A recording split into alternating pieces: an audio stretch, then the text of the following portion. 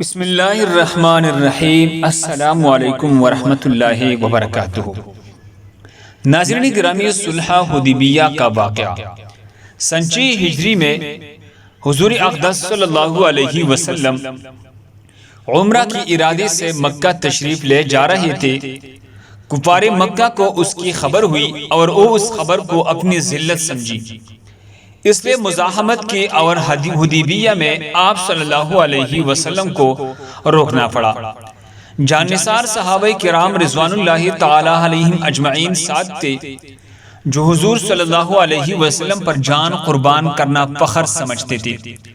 لڑنے کو تیار ہو گئی، مگر رسول اللہ صلی اللہ علیہ وسلم نے مکہ والوں کی خاطر سے لڑنے کا ارادہ نہیں فرمایا اور صلح کی کوشش کی، اور باوجود صحابہ کرام کی لڑائی پر اور بہادری کی حضور اکرم صلی اللہ علیہ وسلم نے کفار کی اس قدر رعایت فرمائی کہ ان کی ہر شرط کو قبول فرما لیا۔ صحابہ کرام کو اس طرح دب کر صلح کرنا بہت ہی ناگوارا تھا، مگر حضور صلی اللہ علیہ وسلم کے ارشاد کے سامنے کیا ہو سکتا تھا کہ جان نثار تھے اور فرمان بردار، اس لیے حضرت عمر رضی اللہ عنہ جیسے بہادروں کو بھی دبنا پڑا۔ صلح میں جو شرطیں طے ہوئی، ان شرطوں میں ایک شرط یہ بھی تھی کہ کافروں میں سے جو شخص اسلام لائے اور ہجرت کر کے مسلمان، اس کو مکہ واپس کر دے، اور مسلمانوں سے خدا نخواستہ اگر کوئی شخص مرتد ہو کر چلا جائے تو وہ واپس نہ کیا جائے۔ یہ صلح نامہ ابھی تک پورا لکھا بھی نہیں کیا گیا کہ حضرت ابو جندل رضی اللہ تعالیٰ عنہ ایک صحابی تھے جو اسلام لانے کی وجہ سے طرح طرح کی تکلیفیں برداشت کر رہے تھے اور زنجیروں میں بندی ہوئی تھی۔ اسی حالت میں گرتے پڑتے مسلمانوں کے لشکر میں اس امید پر پہنچے کہ ان لوگوں کی حمایت میں جا کر اس مصیبت سے چھٹکارا پاؤں گا۔ اس کے بعد سہیل نے، جو اس صلح نامہ میں کفار کے طرف سے وکیل تھے اور اس وقت تک مسلمان نہیں ہوئی تھی، فتح مکہ میں مسلمان ہوئی۔ انہوں نے صاحبزادے کے تمانچے مارے اور واپس لے جانے پر اصرار کیا۔ حضور صلی اللہ علیہ وسلم نے ارشاد فرمایا کہ ابھی صلح نامہ مرتب بھی نہیں ہوا، اس لیے ابھی پابندی کس بات کی، مگر انہوں نے اس بات پر اصرار کیا۔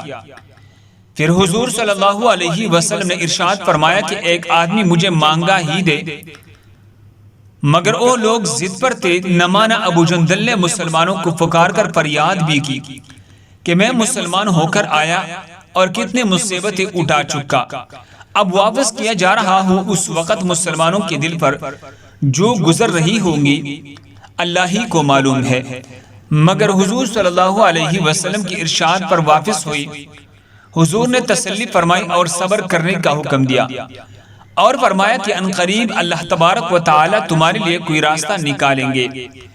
صلح نامہ مکمل ہو جانے کے بعد ایک دوسرے صحابی ابو بصیر رضی اللہ عنہ بھی مسلمان ہو کر مدینہ منورہ پہنچے۔ کفار نے ان کو واپس بلانے کے لیے 2 آدمی بھیجے۔ حضور اقدس صلی اللہ علیہ وسلم نے حسب وعدہ واپس فرما دیا۔ ابو بصیر رضی اللہ عنہ نے عرض بھی کیا، یا رسول اللہ صلی اللہ علیہ وسلم، میں مسلمان ہو کر آیا، آپ پھر مجھے کفار کے پنجے میں بیچتے ہیں۔ آپ صلی اللہ علیہ وسلم نے ان سے بھی صبر کرنے کو ارشاد فرمایا کہ انشاءاللہ عنقریب تمہارے واسطے راستہ کھلے گا۔ یہ صحابی ان دونوں کافروں کے ساتھ واپس ہوئی۔ راستہ میں ان میں سے ایک سے کہنے لگے کہ یار تیری یہ تلوار تو بڑی نفیس معلوم ہوتی ہے۔ شیخی باز آدمی ذرا سی بات میں پھول ہی جاتا ہے۔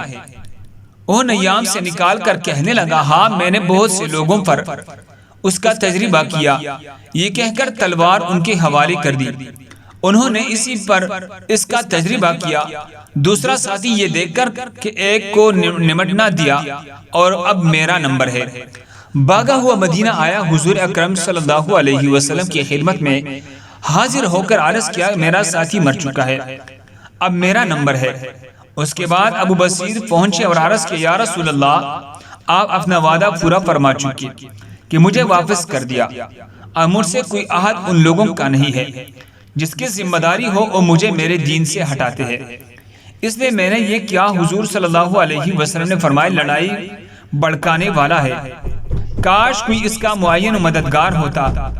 اور اس کلام سے سمجھ گئی کہ اب بھی اگر کوئی میرے طلب میں آئے گا تو واپس کر دیا جاؤں گا۔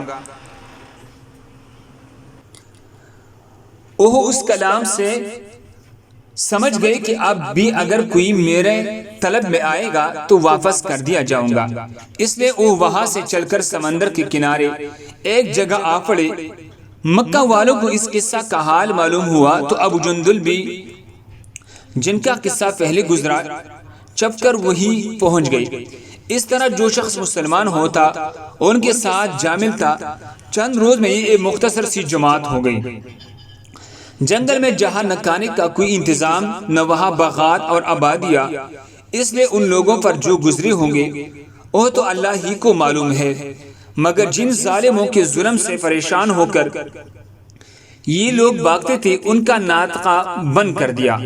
جو قافلہ ادھر کو جانا ادھر اس سے مقابلہ کرتے اور لڑتے، حتیٰ کہ کفار مکہ نے پریشان ہو کر حضور کی خدمت میں عاجزی اور منت کر کے اللہ کا اور رشتہ داری کا واسطہ دے کر آدمی بھیجا کہ اس بستری جماعت کو آپ اپنے پاس بلا لیں کہ یہ معاہدہ میں تو داخل ہو جائے اور ہمارے لیے آنے جانے کا راستہ کھلے۔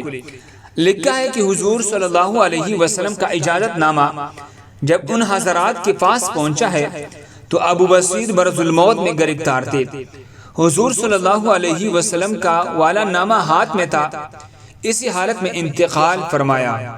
اس واقعے کا حاصل یہ ہے، اس سے ہمیں یہ سبق ملا کہ استقامت کامیابی کے لیے ضروری ہے۔ اگر استقامت نہ ہو تو انسان بہت جلد حالات کا شکار ہو کر اپنی ایمان سے محروم ہو جاتا ہے۔